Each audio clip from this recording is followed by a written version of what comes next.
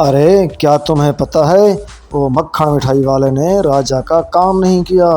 राजा ने जो काम उसके ज़िम्मे लगाया था उसने बिल्कुल भी नहीं किया। राजा ने हमें हुक्म दिया है कि जहाँ भी मक्खन मिठाई वाला हमें नज़र आए उसे पकड़कर उसके पीछे कुत्ते छोड़ दो। क्या तुमने ये सुना है कि नहीं सुना? मैं उसे ढूंढ रहा हूँ। अरे हाँ हाँ, मैंने भी सुना है। चलो उनको देखते हैं कि वो कहाँ मर गए हैं।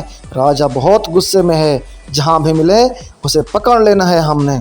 चलो चलो फिर देखते हैं, उसको ढूंढते हैं कि वो कहाँ मर गए। वो देखो, वो आ रहे मक्खन मिठाई वाला।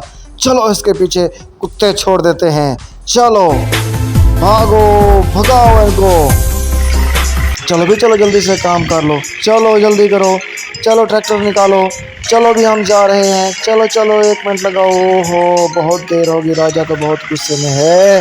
अभी हम इसको फाइनल करके देते हैं थोड़ी ही देर में।